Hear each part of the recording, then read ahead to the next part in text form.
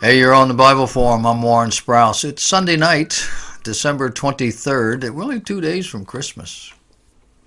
I want to talk to you about an Iranian pastor under the heading When Speaking of God is a Crime. Late last month, November, Ramin Parsa, a Christian pastor who had fled Iran as a religious refugee, was arrested for privately sharing his faith testimony in the Mall of America in Bloomington, Minnesota. What happened? Well, in fleeing persecution in Iran and then in Turkey, he has found persecution in the land of the free and the home of the brave. You see, Parsa said, "I came to the U.S. as a political and a Christian refugee. In Iran, they oppressed me for my faith. I was stabbed in Iran." Then last week, he was arrested for a private conversation about his faith, handcuffed to a metal chair for 4 hours without water, and later charged with trespassing. Now, Parsa is a pastor. He pastors the Redemptive Love Ministries International in Los Angeles, California. He traveled to Minnesota for 2 days visiting 2 different churches. Apparently these are days of ministry, one sort or another. And while he was there, he went into the Mall of America, largest mall in America, on Saturday, August 25. He went with an elder from one of the churches that he was meeting with, and with that elder's 14-year-old son. He says shortly after entering the mall, he struck up a conversation with 2 Somali American women. Our conversation was casual. At first, we weren't talking about the gospel, but they asked me, "Are you a Muslim?" I said, "No. I used to be a Muslim, and I'm a Christian now." Whether they asked what that meant isn't recorded, but he continued to tell them the story of how he was converted. And as he was doing this, a woman passing by was offended. She apparently couldn't stand that discussion, so she told a guard. And she told the guard, "This guy's harassing us." The guy wasn't talking to her at all.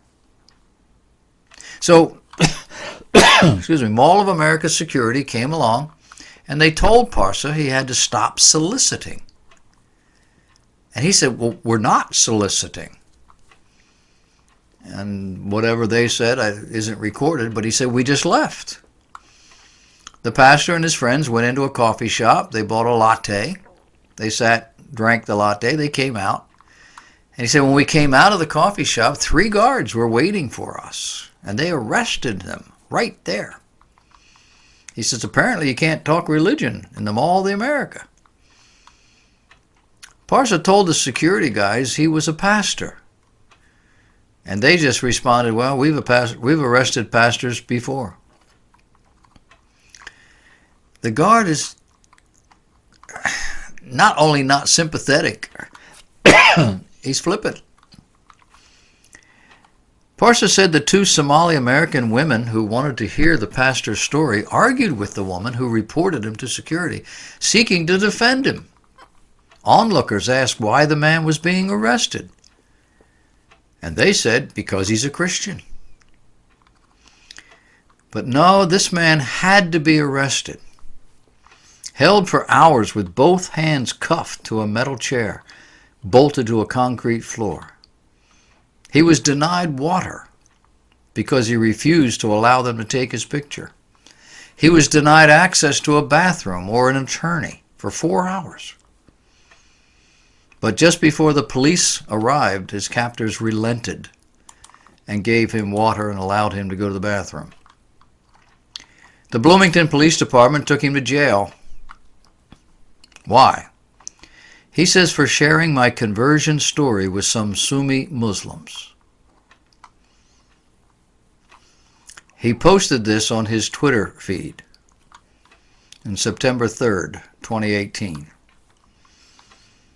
But the editor of this article tells us that Twitter has since suspended his account. After the police took the pastor's mugshot fingerprints, they charged him with criminal trespassing. He had to pay a $78 bail to get out of prison, and his friends picked him up at 2 a.m. In his own country and now in America, he has decided that the only people who can be bullied are the Christians. He notes that if the constant mockery aimed at Christians were to be directed toward Muslims, it would be an outrage, and every subgroup you can think of would be on television, on radio, on Facebook and Twitter. They'd be screaming, hollering, jumping up and down. But this man's a Christian. Christians are now being persecuted. They're being bullied.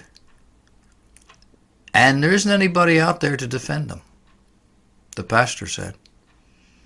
If someone wanted a Muslim baker to bake a cake for their same-sex marriage in a Muslim country, they would be beheaded. In America, we never hear of anything like this. Pastor Parsa is proceeding with a lawsuit. And should he win, Mall of America may end up facing charges. Land of the free, home of the brave, Christian America.